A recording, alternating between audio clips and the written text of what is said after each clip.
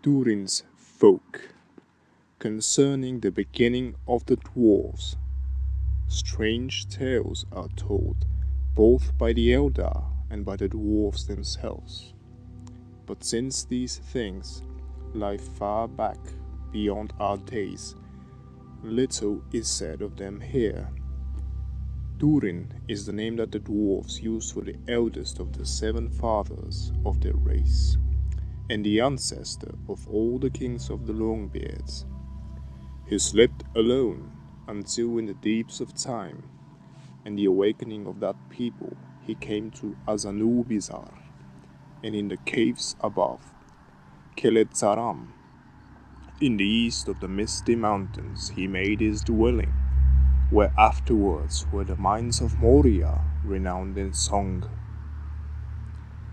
There he lived so long that he was known far and wide as the Durin the Deathless.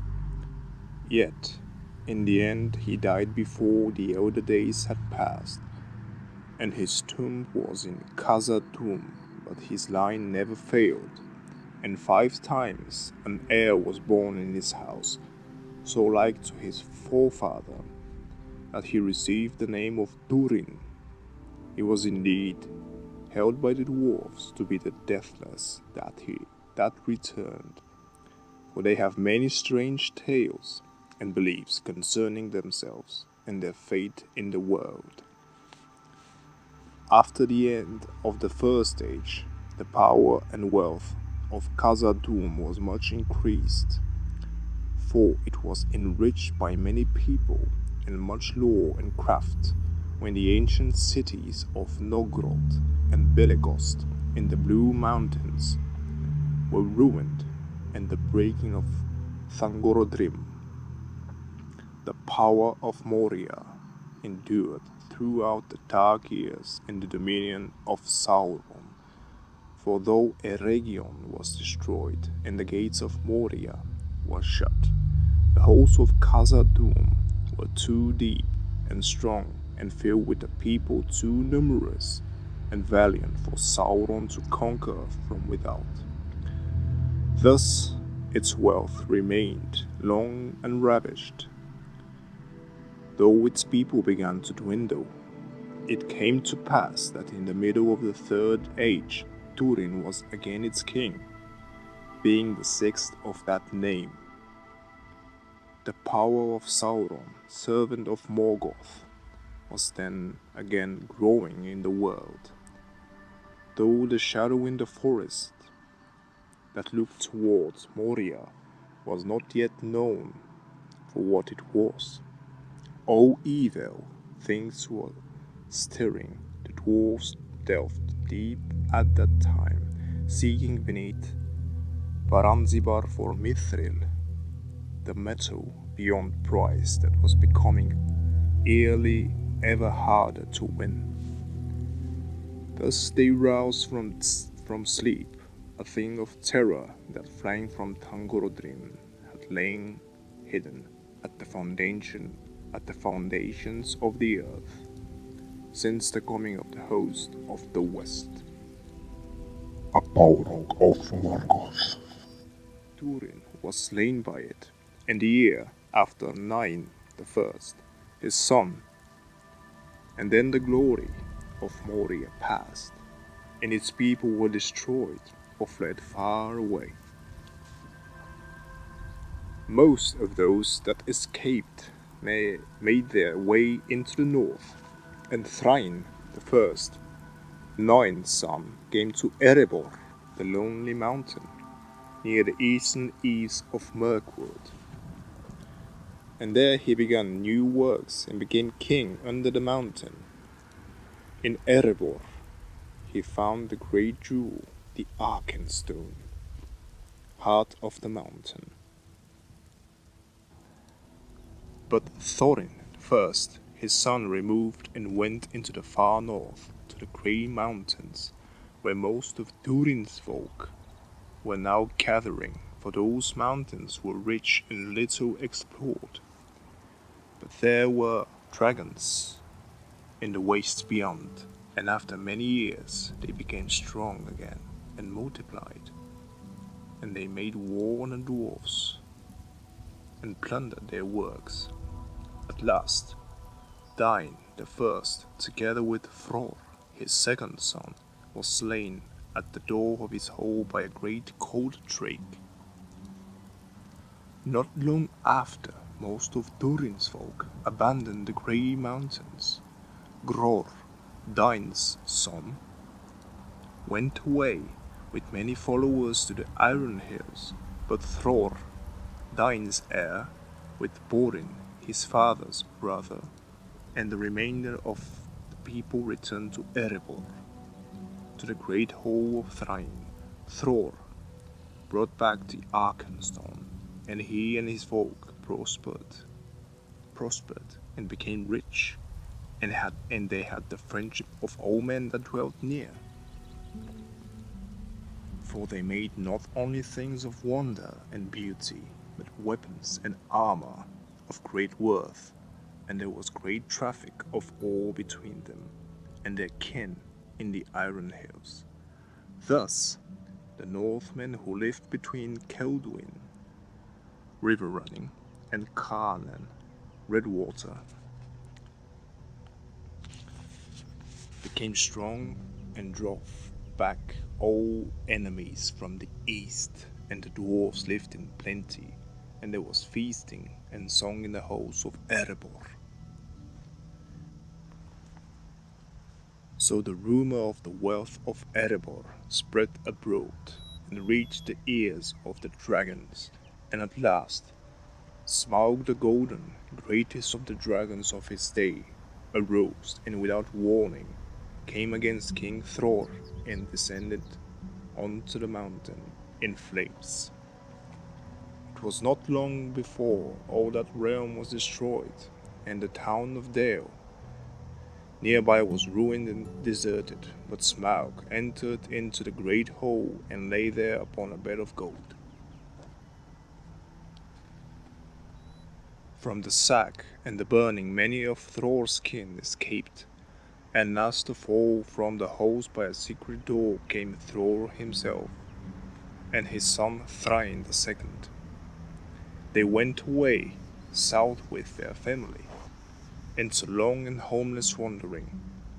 With them went also a small company of their kinsmen and faithful followers. Years afterwards, Thror, now old, poor, and desperate, gave to his son, Thrain, the one great treasure he still possessed, the last of the 7 rings. And then he went away with one companion only, called Narr. Of the ring he said to Thrain at their parting, This may prove the foundation of new fortune for you yet, though that seems unlikely. But it needs gold to breed gold. Surely you do not think of returning to Erebor? said Thrain. Not at my age, said Thor. Our vengeance on Smaug I bequeath to you and your son, but I am tired of poverty and the scorn of men. I go to see what I can find. He did not see where. He was a little crazed, perhaps, with age and misfortune and long brooding on the splendor of Moria and his forefathers' days. Or the ring, it may be, was turning to evil, now that its master was awake, driving him to folly and destruction. From Dunland, where he was then dwelling, he went north with Narr, and they crossed the Redhorn Pass and came down into Azanobitar. When Thror came to Moria, the gate was open. Narr begged him to beware, but he took no need of him and walked proudly in as an heir that returns. But he did not come back. Narr stayed nearby for many days in hiding. One day he heard a loud shout and the blare of a horn, and a body was flung out on the steps. Fearing that it was Thror, he began to creep near, but there came a voice from within the gate. Come on, Birdling. We can see you. But there is no need to be afraid today. We need you as a messenger. Then Nar came up and found that it was indeed the body of Thror, but the head was severed and lay face downwards as he kneeled there. He heard orc laughter in the shadows, and the voice said, If beggars will not wait at the door, but sneak in to try thieving, that is what we do to them. If any of your people poke their full beards in here again, they will fare the same. Go and tell them so. But if this family wish to know who is now king here, the name is written on his face. I wrote it. I killed him. I am the master. Then Nar turned the head and saw branded on the brow of dwarf rune so that he could read in the name. Azog. That name was branded in his heart and in the hearts of all the dwarves afterwards. Nar stooped to take the head, but the voice of Azog said, Drop it. Be off. Here's your fee, beggar beard. A small bag struck him. It held a few coins of little worth. Weeping, Nar fled down the silver road, but he looked back once and saw that orcs had come from the gate and were hacking up the body or flinging the pieces to the black crows. Such was the tale that Nar brought back to Thrain, and when he had wept and torn his beard he felt silent. 7 days he sat and said no word. Then he stood up and said, This cannot be borne. That was the beginning of the war of the dwarves and the orcs, which was long and deadly, and fought to the most part in deep places beneath the earth. They fled their hope of dying to fall beneath his feet, beneath the moon. Far over the misty mountains grim, to dungeons deep and caverns dim, we must away, ere break of day, to win our hearts and go from him.